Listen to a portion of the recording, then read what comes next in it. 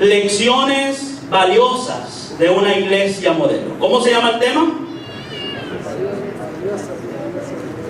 Al contar tres. 1, 2, 3.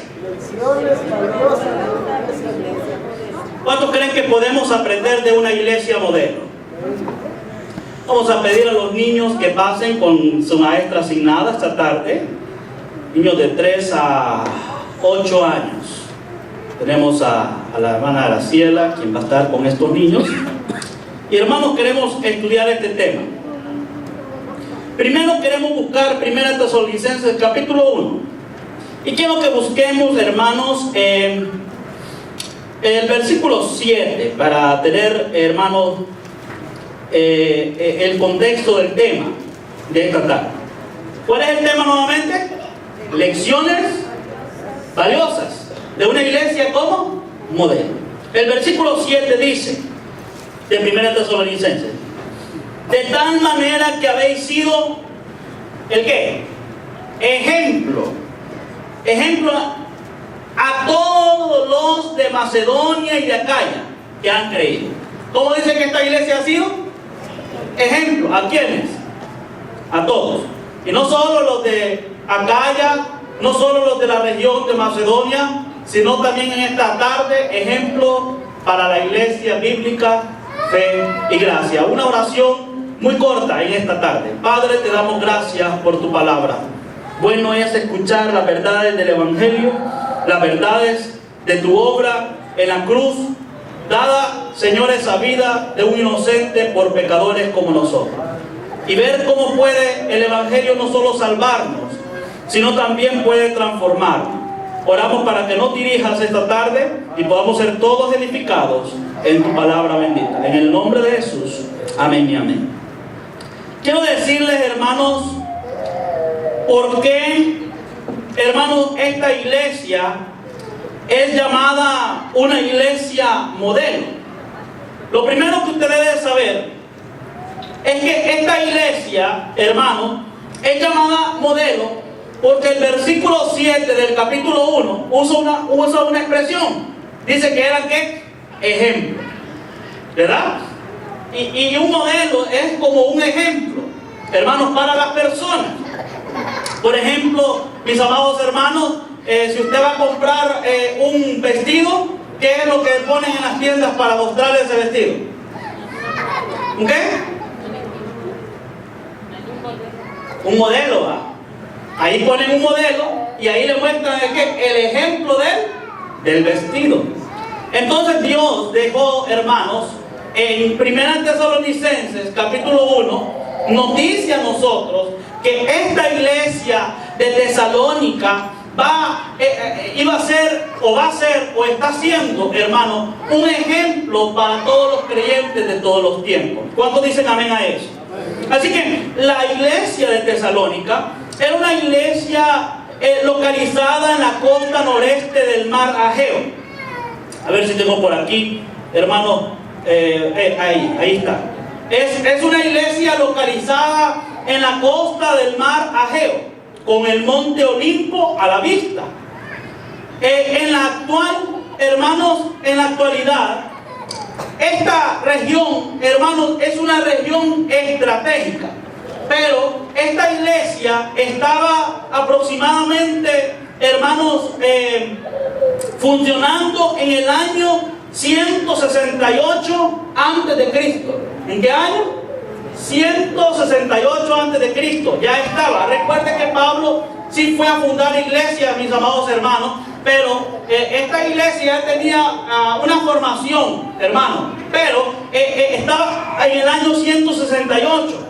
Y estaba, hermanos, no la iglesia, la ciudad de Tesalónica estaba fundada 168 años antes de Cristo. Y estaba en la capital de Macedonia. Cuando el apóstol Pablo la visitó, esta era una ciudad gobernada, hermanos, por sus propios ciudadanos. O sea, que era una ciudad libre, no tenían un gobernador. Y tenían libertad ellos. Vean Hechos 17:6. Busquen Hechos 17:6, por favor.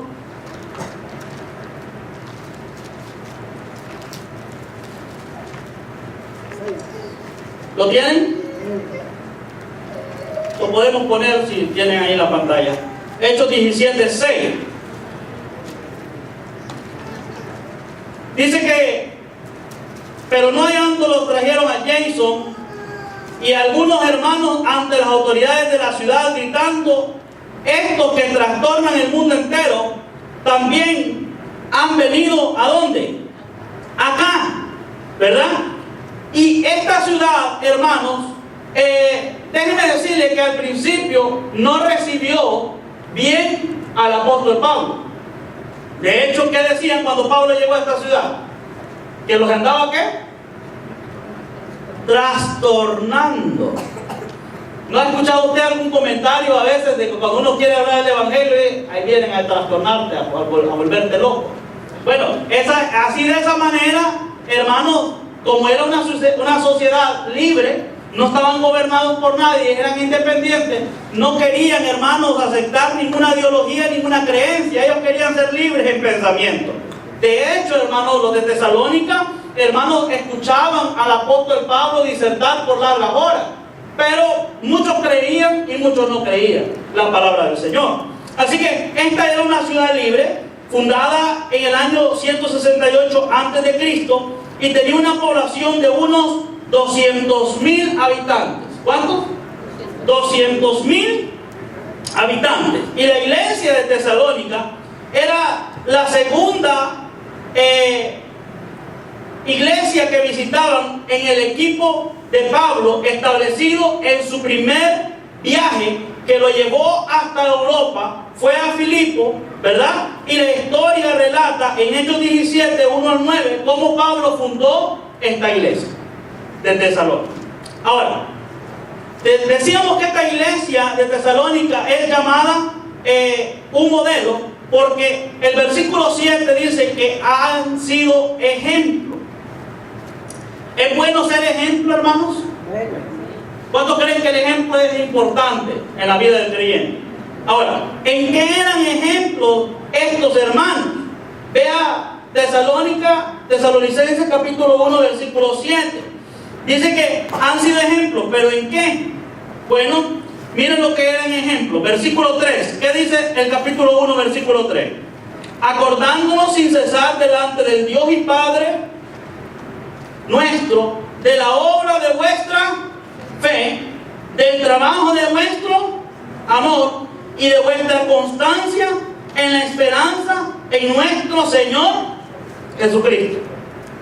O sea que estos hermanos eran ejemplos de constancia. Diga conmigo constancia. ¿Y qué es la constancia, hermano? ¿Ah? Es la perseverancia que el creyente tiene. O sea que estos creyentes eran perseverantes en el trabajo, en la obra del Señor. ¿Cuántos creen que Dios quiere una iglesia servidora? ¿Cuántos creen que Dios quiere una iglesia que sirva a Dios por las convicciones que tienen acerca de su gracia y del evangelio? Es importante que entendamos que esta iglesia era ardua en trabajo. Pero ¿qué es lo que los motivaba a trabajar? El versículo 3 dice que ellos tenían vuestro amor, dice, o sea, tenían un amor por la obra de Dios. ¿Qué se necesita para trabajar arduamente? Para servir arduamente. ¿Se necesita qué?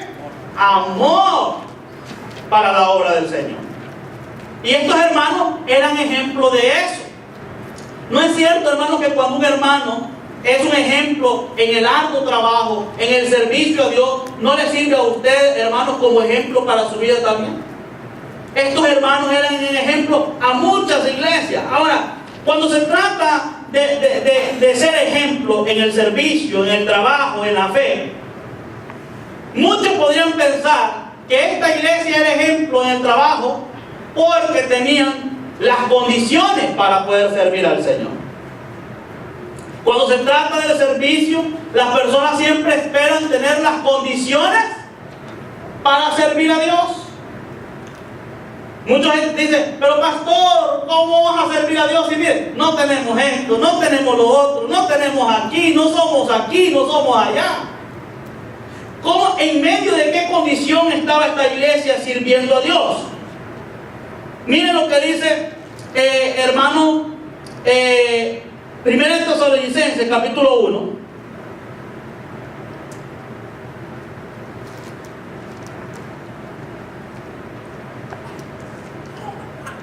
Miren lo que dice. Vamos a leer, hermanos, el versículo 6 en adelante. Y dice: y vosotros venisteis imitadores de nosotros y del Señor, recibiendo la palabra en medio de ¿en medio de qué? ¿Gran qué? Tribulación. ¿En qué condiciones estaban estos hermanos? En medio de tribulación. Déjenme decirles que estos hermanos los estaban capturando, hermanos, los llevaban a los juegos olímpicos que les llamaban. Hermanos, en esos juegos los tiraban a los leones, los mataban cabeza abajo, hermanos, les cortaban su cabeza, a otros los mutilaban sus miembros del cuerpo. Hermanos, era una situación tremenda. Y cualquiera podría pensar, hermanos, que en una tribulación como esa es difícil servir al Señor, ¿verdad? A veces, hermanos, parece ser que cuando los creyentes están todo bien, como que no tienen motivación para servir al Señor. Y muchas veces Dios va a tener que darnos una sacudida. ¿Entiendes el término, verdad? Va a tener que permitir que seamos atribulados en algunas cosas para que salgamos de nuestra área de confort y podamos buscar al único que es suficiente para salvarnos y para ayudarnos en nuestras condiciones. Esta gente había entendido, según el versículo 6, hermanos, que la palabra de Dios es importante en medio de la tribulación. Cuando usted está viviendo una situación seria, difícil, una tribulación, ¿qué necesita? Ser constante en la palabra de Dios. Entonces, estos hermanos eran ejemplos en constancia, eran constantes en la palabra, en su trabajo, y todo por las convicciones que tenían de la palabra de Dios. O sea, lo que se espera de una iglesia que conoce las verdades de Dios es que le sirvan a Dios. ¿Aló? ¿Lo escuché? Amén. Amén. ¿Qué es lo que se espera entonces de una iglesia que está aprendiendo la verdad de Dios? Que le sirvamos. Entonces, esta iglesia era un ejemplo de eso. Ahora, ¿cómo eran esta iglesia?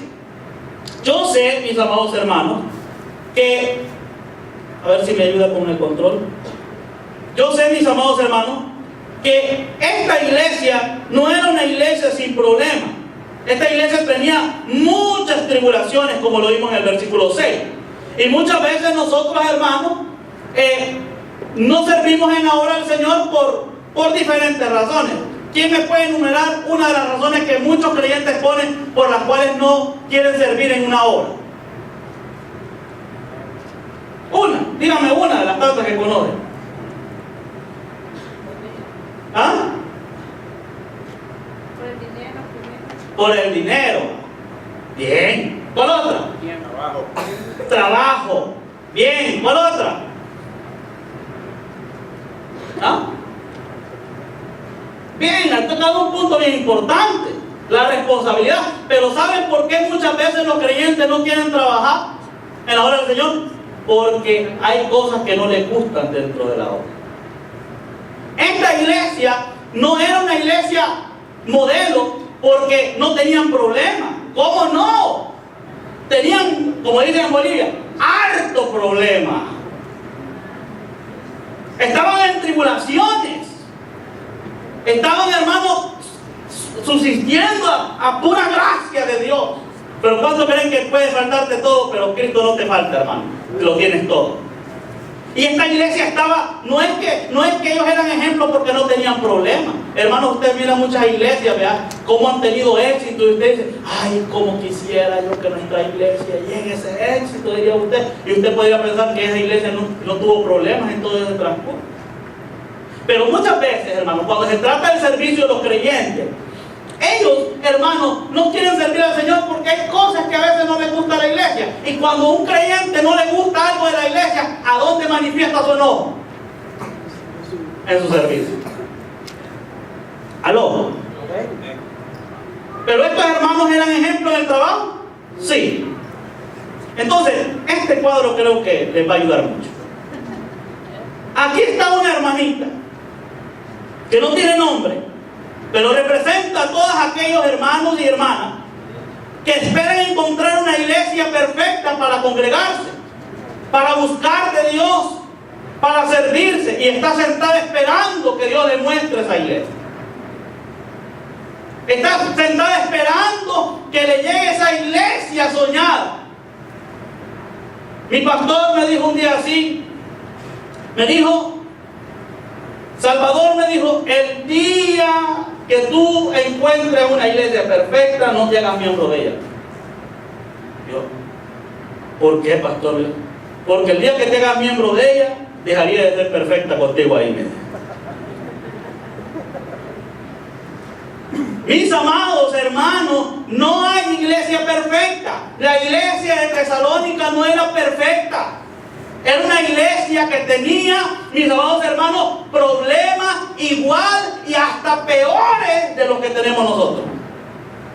Eran ejemplos porque no había pecado en las personas.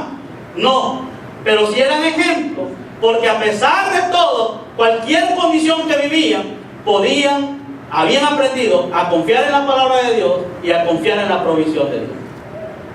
Y todo era motivado por el amor. Así que ellos eran una iglesia salva.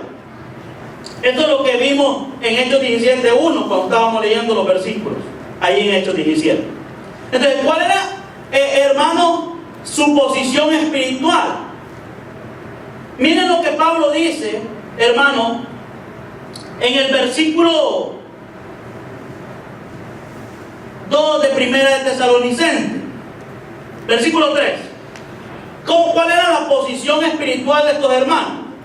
Dice, acordándonos sin cesar de vuestra fe, del trabajo de vuestro amor y de vuestra ¿qué? Constancia en la esperanza en nuestro Señor. ¿Y qué dice? Jesucristo. Amén, mis amados hermanos. ¿Cómo eran estos hermanos? Bueno, veamos un pasaje de las Escrituras ahí mismo.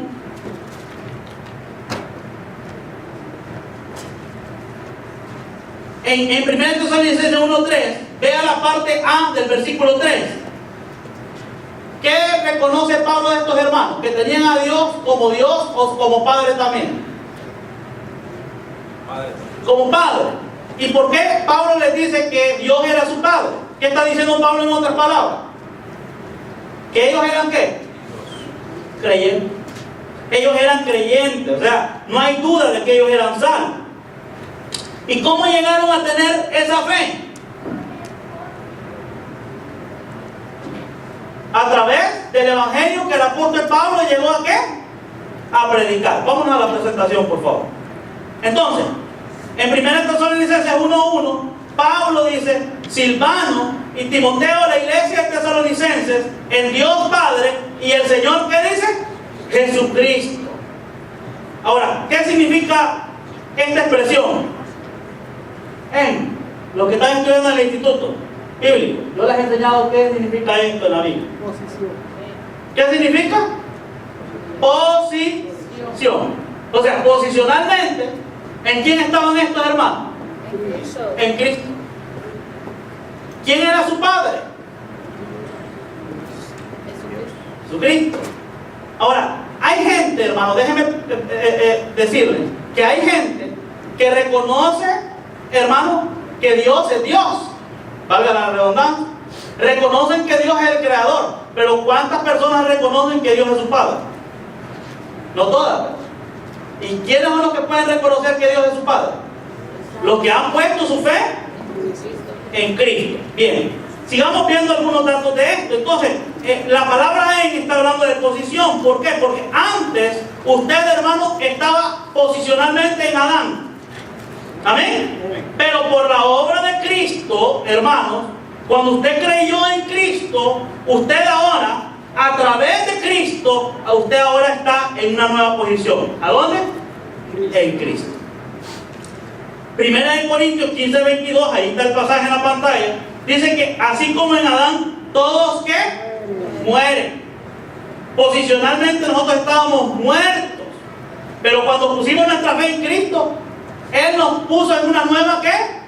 Posición.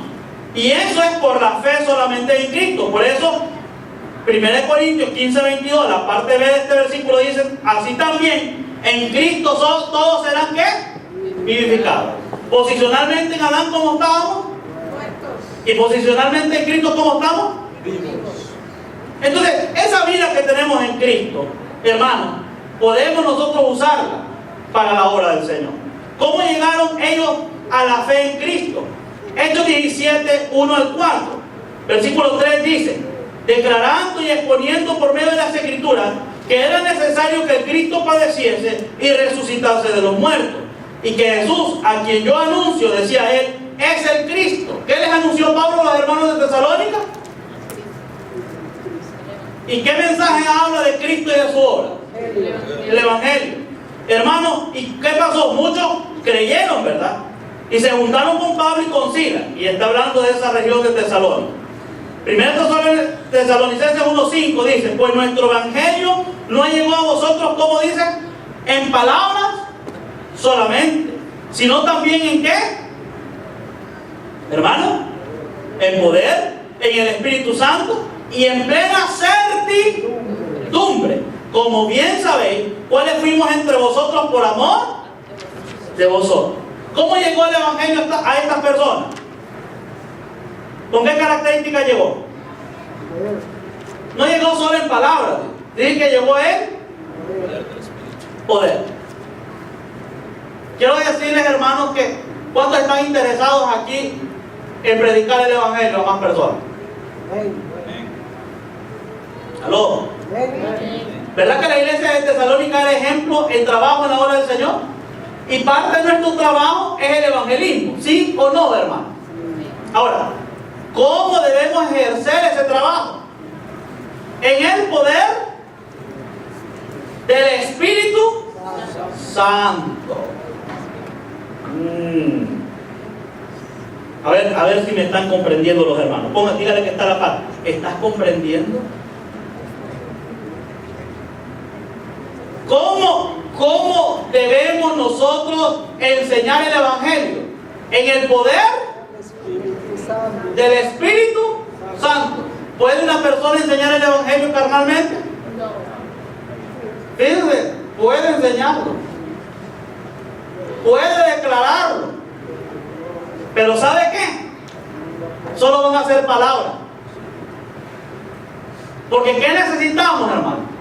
Ser guiados por el Espíritu Santo. O sea, esta era una iglesia que cuando trabajaba en la obra del Señor y hablaba el Evangelio, ¿por quién eran dirigidos? Por el Espíritu Santo.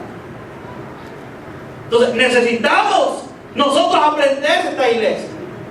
No podemos hacer la obra de Dios, no podemos servir en la obra si no somos guiados por el poder del Espíritu ¿qué? Santo. Ahora, no solo por el Espíritu Santo, también en plena ¿qué? Certidumbre. ¿Y qué es certidumbre para usted, hermano? Seguridad. Imagínense, ¿qué significa eso? Que usted tiene que tener seguridad eterna. Muchos creyentes quieren hablar del Evangelio, pero cuando les preguntan a los creyentes, mira, ¿y si Cristo viene? Ahorita te vas con Él.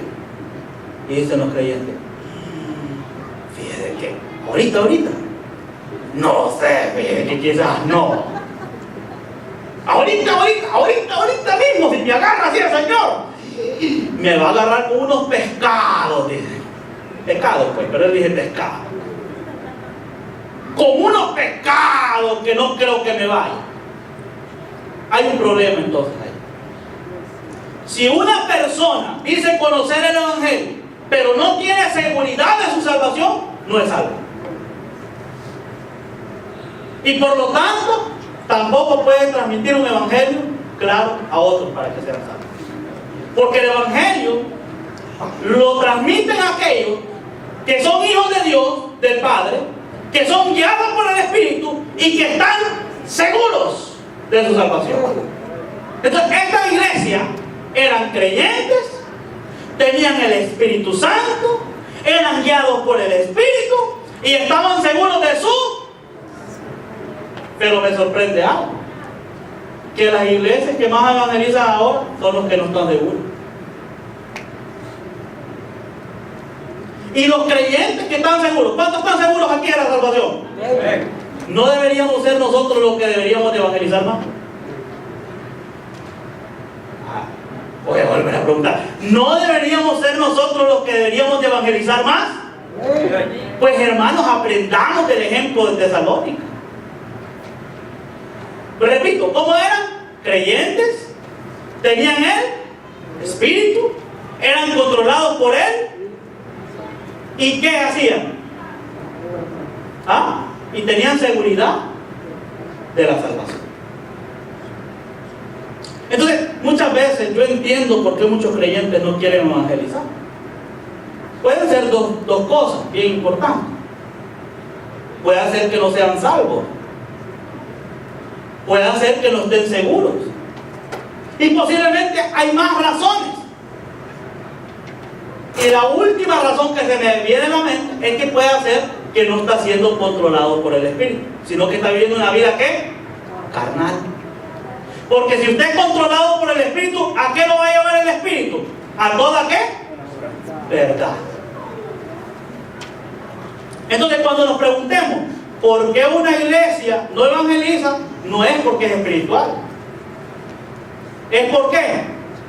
¿Porque está qué? No lo quieren decir, ¿verdad? ¿Porque está qué? Carnal.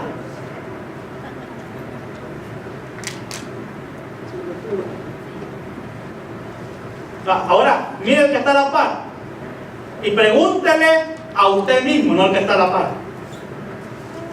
Pregúntele a usted mismo, ¿soy carnal? No, pregúntele a usted mismo, no le pregunte al que está a la par. Mire que no me está poniendo atención lo que le estoy diciendo. Mire que es más fácil preguntarle al que está a la par, ¿es usted carnal? Pero uno no se quiere ver si es carnal. Vivimos una vida de carnalidad y por eso, mis amados hermanos, no estamos dejándonos guiar por el Espíritu. Amén. Qué tremendo, hermano, lo que estamos viendo. 1 Tesalonicenses 2:13, por lo cual también nosotros, sin cesar, que decía Pablo, damos gracias a Dios, de que cuando recibiste la palabra de Dios, que oíste de nosotros, ¿cómo recibieron la palabra de Dios ellos? ¿Cómo la recibieron? ¿Se me puede volver a la presentación, hermana, por favor? Dice, recibiste la palabra de Dios que oíste de vosotros, la recibiste no como palabra de qué? De hombre. Sino según verdad. Es en verdad la palabra de Dios, la cual actúa en vosotros los. Vaya, déjenme hacer una observación de esta iglesia a la hora que recibía la palabra. ¿Cómo esta iglesia recibía las predicaciones de Pablo? ¿Cómo las recibía? Miren cómo muchos creyentes reciben las enseñanzas. Las reciben así. ¿Y quién va a enseñar? Al pastor. Tú que vamos a estar 1 hora y media.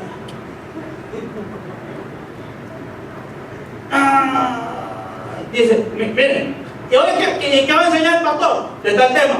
Y ya estuvo que va recetado a mí.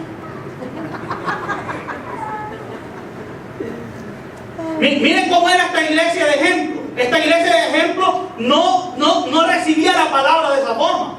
Una de las cosas por la cual nosotros no crecemos espiritualmente es por la forma como recibimos la palabra. Se nos olvida que la palabra que el pastor predica no es la palabra del pastor, es lo que en verdad es la palabra de ¿quién? De Dios. Te voy a poner un ejemplo. Si Dios estuviera aquí visible y tú pudieras escuchar sus palabras, ¿cómo estarías tú a esa palabra de Él? Con los ojos bien abiertos y los oídos bien abiertos, escuchando la maravillosa ¿qué? Palabra de Dios. Entonces, ¿cómo recibían la palabra estos hermanos? ¿Cómo llegaron a ser un ejemplo? Bueno, una de las cosas por la cual ellos llegaron a ser un ejemplo era porque cuando escuchaban la palabra la recibían no como la palabra de hombre, no como la palabra, el pastor nos viene a enseñar, no, sino en lo que es en verdad. ¿Y qué es lo que es en verdad? La palabra de Dios. ¿Y qué hace la palabra de Dios en nosotros? Parte final. ¿Qué hace la palabra de Dios? Miren. ¿Qué hace? Actúa. ¿Cuáles son los beneficios de recibir la palabra como lo que verdaderamente es? Que la palabra va a actuar en nosotros. ¿Por qué es que vemos creyentes, hermanos, que oyen enseñanza tras enseñanza, mensaje tras mensaje? A ver, ¿cuántas enseñanzas he dado desde hace 6 años yo aquí aproximadamente? ¿Quién es bueno para la matemática? Son 52 semanas en el año. Y llevamos 6 años, multiplique 52 por 6 años. ¿Cuánto le da? 52 por 6. 312 enseñanzas los domingos, 312 viernes, 312 miércoles y 312 martes, más los días sábados, más los seminarios, más todos los talleres. Cuente cuántas enseñanzas. Ahora, ¿qué marca la diferencia? ¿Cómo la palabra puede actuar en nosotros? Solo si tenemos una actitud correcta para recibir. Si entendemos que la palabra que se predica aquí es lo que en verdad es la palabra de Dios. Hermanos, cuando yo conocí el Evangelio, déjenme decirles, hermanos, yo he recibido su palabra como lo que es verdad, con una hambre, con un deseo, hermanos, de querer escuchar a mi Dios. Yo les voy a decir algo, hermano. Yo anhelo estar así como están ustedes. Yo anhelo estar escuchando a mi pastor. Yo anhelo, hermano, estar siendo enseñado por mi pastor, oyendo la palabra de Dios, disfrutar su palabra. Porque ¿sabe qué? Cada vez que yo recibo la palabra de Dios, la palabra de Dios actúa en mí. Cambia mi manera de pensar, cambia mi manera de ser, cambia mi manera de ver la vida. Tengo una perspectiva diferente. Yo a veces, hermano, sinceramente se lo digo, yo me siento como el extraterrestre en medio de la gente.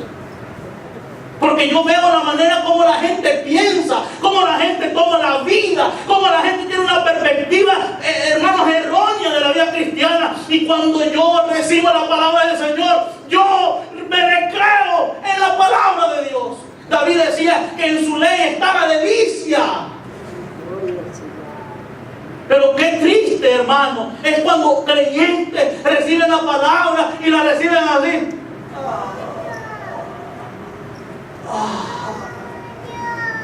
No hay recreamiento, no hay felicidad, no hay delicia, no están saboreando, no están disfrutando.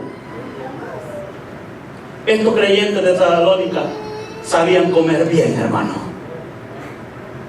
Y miren, escuchar a Pablo, si usted piensa que escucharme a mí es difícil, si hubiera escuchado a Pablo era más difícil. Y le voy a decir por qué. Porque Pablo disertaba desde la noche hasta la mañana. Y había uno ahí que hasta que se quedó dormido en el segundo piso y se cayó muerto, hermano. Yo sé que el pastor Sánchez predica bastante. Pero ¿saben por qué predico? ¿Por qué me gusta hablar la verdad de Dios? Porque yo sé que estas verdades pueden actuar en su vida. ¿Cuántos quieren cambiar? Pues sepan, hermano, que la única manera que Dios actúe en nosotros es a través de su palabra. Amén. Ella actúa en los creyentes. Bueno, ¿cuánto tiempo estuvo Pablo entonces con el equipo misionero en Tesalónica? Estuvo solamente 3 semanas y 3 meses. ¿Cuánto tiempo estuvo Pablo? 3 semanas y 3 meses. Miren, hermano, ¿cuánto tiempo quiere que yo sea pastor de aquí en esta iglesia? Díganme. Ustedes díganme, no tengan pena. ¿Cuánto tiempo quisieran que yo siga siendo pastor?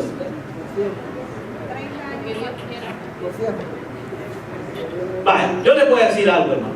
La verdad es que no sabemos cuánto tiempo Dios me vaya a dar. Pero ¿sabe qué? Estos hermanos aprovecharon 3 semanas y 3 meses de Pablo. Y cuando aprovecharon esa semana, la recibieron con toda ¿qué? Solicitud, como lo que en verdad es la palabra de Dios. Hermano, aproveche. Cuando tiene usted cada oportunidad de recibir palabra, aproveche la palabra como estos hermanos de Tesalónica, porque va a haber un día donde van a querer escuchar palabra a las personas y no va a haber. Va a haber un día, hermano. Hay muchas iglesias hoy en día donde hay gente hambrienta por la palabra y no están escuchando palabra. Lo único que están escuchando es motivación. Lo único que están escuchando, hermano, es otro tipo de cosas. Evangelios falsos, confusiones. Pero no están escuchando la verdad de la palabra de Dios. Por eso aprovechen. Ay, decía yo cuando ya estaba yo aquí, ¿cómo quisiera tener a mi pastor aquí para seguir aprendiendo? Cuando estaba en el instituto, yo de alumno, me perdí los últimos 2 años, estudié 3 años. Y me perdí los últimos 2 años. Y yo decía, ¿por qué me los perdí? Porque cuando yo vine a ser pastor, hermanos, comencé a ver el vacío de lo que yo tenía que haber aprendido y no lo pude hacer. Hermanos, cuando la vida comience a transcurrir en ustedes están jóvenes, pero cuando ya sean mayores, hermanos, sean ancianos, van a empezar a valorar y a contemplar todas las oportunidades que tuvieron y no las aprovecharon. Aproveche. Esta iglesia aprovechó 3 semanas y 3 meses del apóstol Pablo, disertando sobre el evangelio.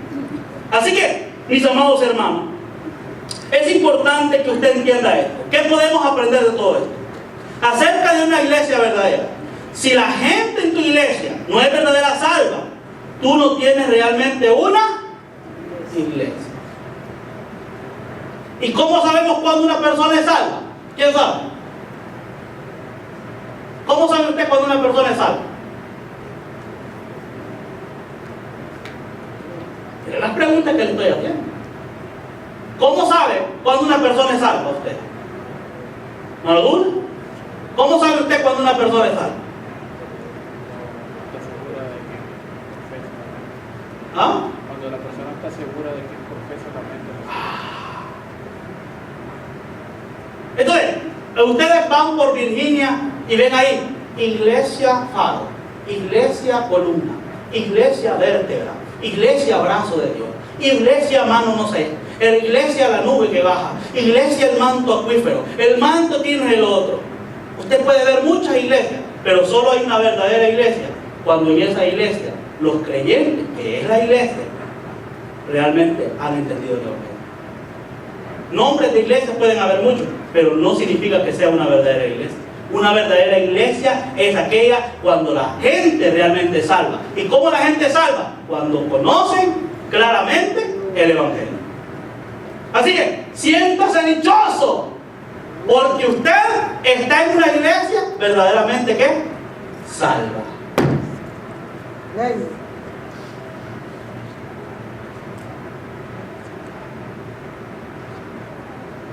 Cuando usted va a una iglesia, hermano, esto es doloroso, y le pregunta a usted, a los creyentes, hermana, mire, usted sabe qué es el evangelio según la Biblia. Y eso no, hermanito.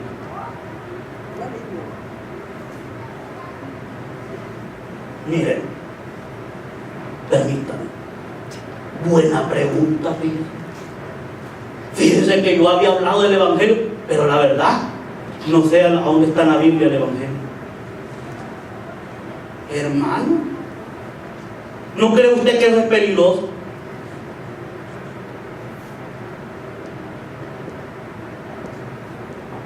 Entonces, acerca de una iglesia verdadera, si la gente verdaderamente salva, entonces hay una verdadera ¿qué? Iglesia. No se sorprenda cuando le digan a usted, mi iglesia aquí, mi iglesia allá, porque usted sabe por la Biblia que la verdadera iglesia es donde se reúne gente verdaderamente ¿qué?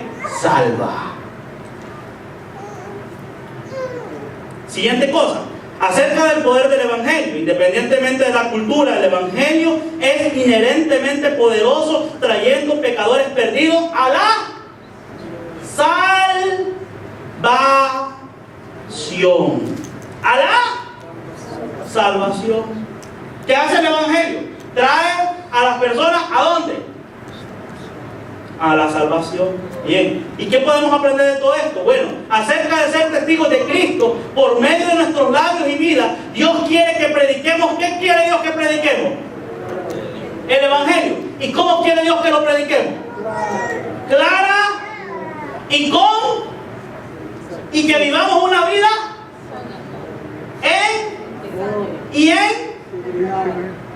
Miren, vamos a leerlo otra vez porque no los escuché. Acerca de ser testigo de Cristo por medio de nuestros labios y vida, Dios quiere que prediquemos clara con y que vivamos una vida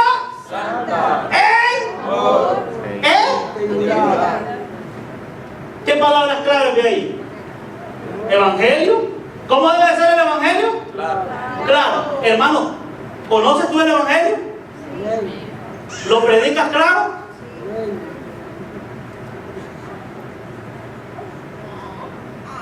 ¿Con exactitud? Mire, si tú eres un creyente que todavía estás diciendo, mire, ¿sabe por qué no hablo yo del Evangelio, pastor? Es que ve que yo no lo entiendo bien.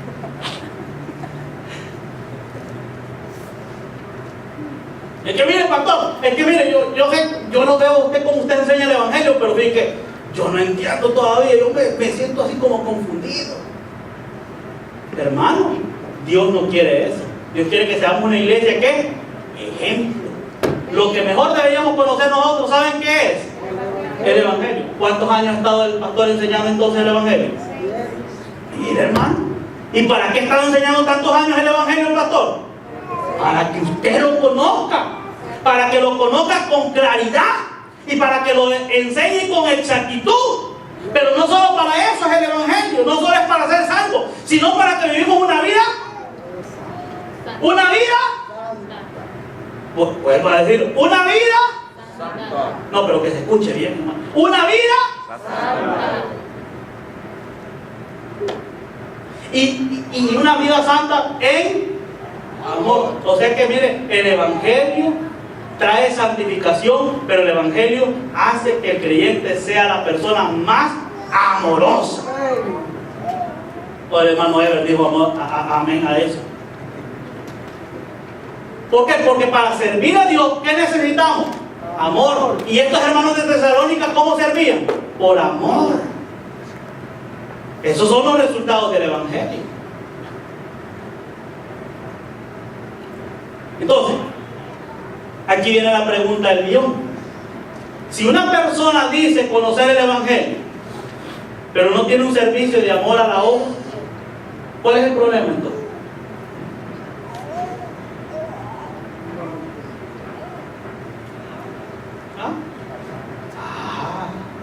O sea que hay creyentes que no están respondiendo a la gracia de Dios y están viviendo una vida ¿qué? Carnal. No están valorando el amor de Dios, no están dejando que el amor de Dios afecte su vida, y eso es un problema serio en la vida de creyentes. Entonces, acerca de mi iglesia, ya vimos el ejemplo de la iglesia de Tesalónica. Ahora, acerca de mi iglesia, bueno, Efesios 3, 20 al 21, lo vamos a leer todos al contar 3, amén. 1, 2, 3. Y aquel que es poderoso para hacer todas las cosas mucho más abundantes de lo que pedimos o entendemos, según el poder que actúa en nosotros, a Él sea ¿qué? La gloria en la iglesia, en Cristo Jesús, por todas las edades, por los siglos de los siglos. Amén. A mí me pregunta, hermano, a mí me pregunta la gente, póngame mucha atención. Mire, a mí me pregunta la gente, mira, ¿y cuándo va a crecer tu iglesia? ¿Escucharon lo que estoy diciendo? Miren, ¿y cuándo? Miren, unos dos hermanitos, miren las sillitas, peloncitas. ¿Y cuándo? Mira, ¿y cuántos años tiene? Yo a los 5 o 6 años ya tenía una iglesia llena.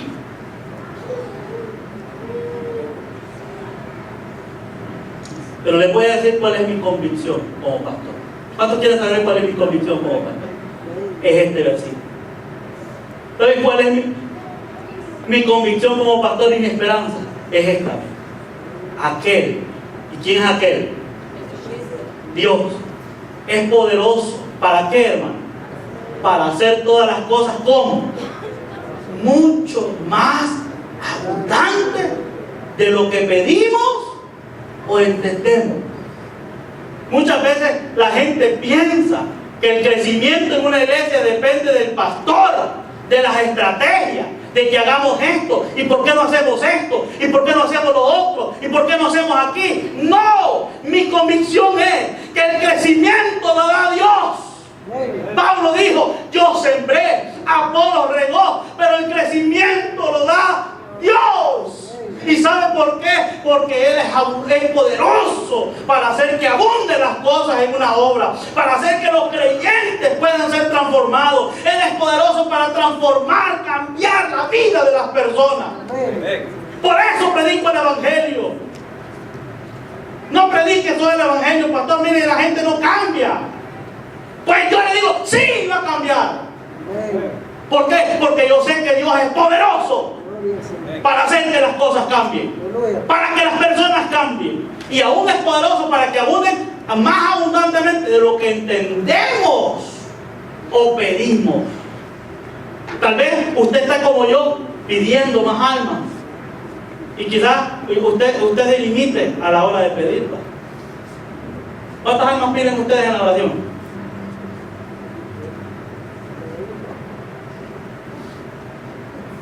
Hermano, ¿cuántas almas están pidiendo ustedes que sean salvas para esta iglesia? ¿Ah? Muchas. Pero, ¿cómo se imaginan una iglesia ustedes? ¿Cómo se imaginan esta iglesia? Si Dios tratara, ¿cómo se imaginan esta iglesia? Tal vez usted diría: bueno, yo de aquí a 10 años, yo me veo ahí con la iglesia bíblica. Yo creo que, no sé, tal vez ahí una bodeguita ahí chiquita, ¿verdad? Yo creo que es suficiente con un templito con 50 sillas, por ahí.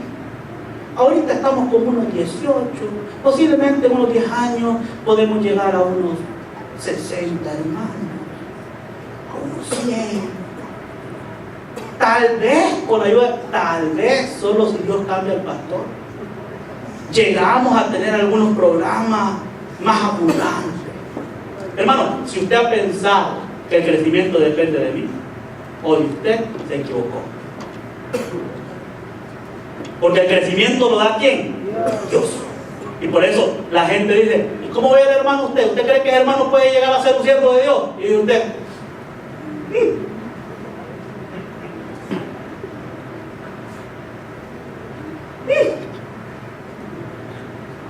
mire, cuando ven la iglesia dicen: no, todos están muertitos. ¿Ha tenido usted ese pensamiento de las personas? ¿Cuál era la convicción de Pablo? Que Dios puede transformar poderosamente la vida de los creyentes.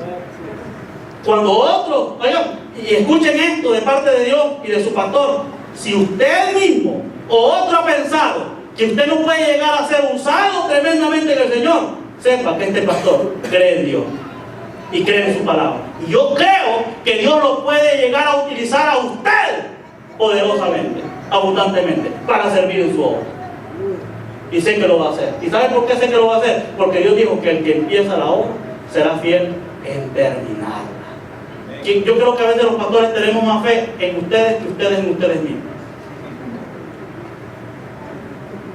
Porque nosotros estamos viendo, hermano, y usted debe aprender a ver así la obra. Tiene que ver la obra con ojos espirituales. Verla desde la perspectiva de Dios, del poder de Dios y lo que Él puede hacer en usted, no de lo que usted puede hacer por Dios. Así que terminemos. Cuando nosotros reconocemos que Dios es el que hace todas las cosas, Reconocemos que es el poder de Dios y no el poder del pastor. Porque mucha gente dice, mira que en mi iglesia tenemos un pastor bien poderoso. De verdad. Mire, ese pastor, mire, ¿sabe por qué se ha llenado de iglesia? Porque ese pastor, mire, cuando habla, la gente cae. Mire, ese pastor que tiene ahí, mire, tiene una unción poderosa que mira cómo atrae a la gente. Mira cómo Dios lo usa allá de misionero en tal país, en tal allá y en su iglesia. Ahí tenemos un pastorcito ahí. Pero cuando predica se duermen unos cuantos por ahí. ¿Verdad? ¿Verdad? Que cuando están ahí me están saludando, pero no porque están durmiendo. ¿Verdad? Entonces, tal vez usted puede pensar, pero ¿sabe qué? No es mi poder. ¿Es el poder de quién? De Dios. ¿Y sabe por qué tiene que ser el poder de Dios? Termine conmigo este versículo 20.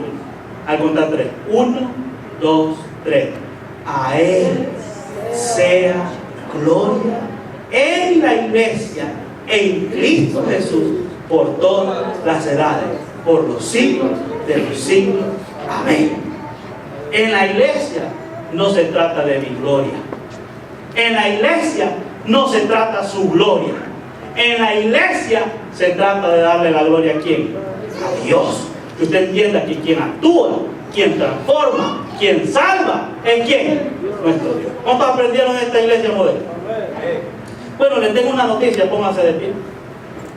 El otro domingo vamos a estar hablando, hermanos, una continuación de este tema. Miren cuál es el tema.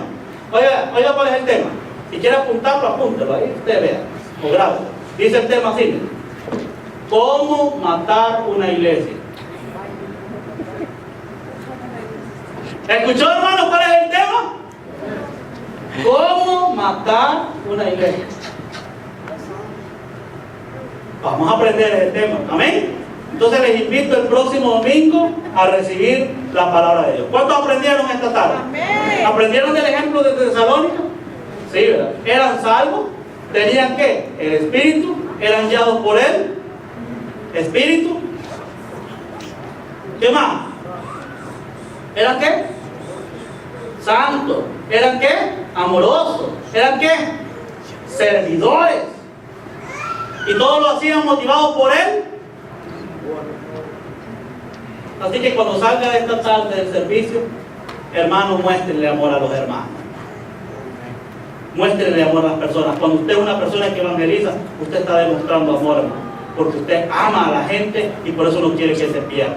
Les invito, hermanos, a hacer una iglesia modelo. Amén.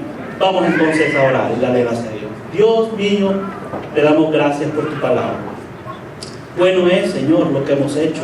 Enseñar estas verdades muy sencillamente, Padre, pero entendemos que no somos nosotros los que producimos el cambio en las personas. Es tu palabra en nosotros.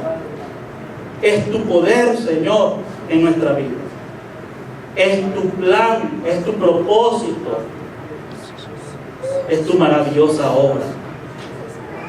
Ayuda a mis hermanos, Padre, para que podamos juntos crecer en la gracia y en el conocimiento de nuestro Señor Jesucristo, para que a Dios sea la gloria por los siglos de los siglos. Amén. Toda la honra en esta iglesia, Señor, sea para ti. Y gracias por tu consejo esta tarde. En el nombre de Jesús. Amén.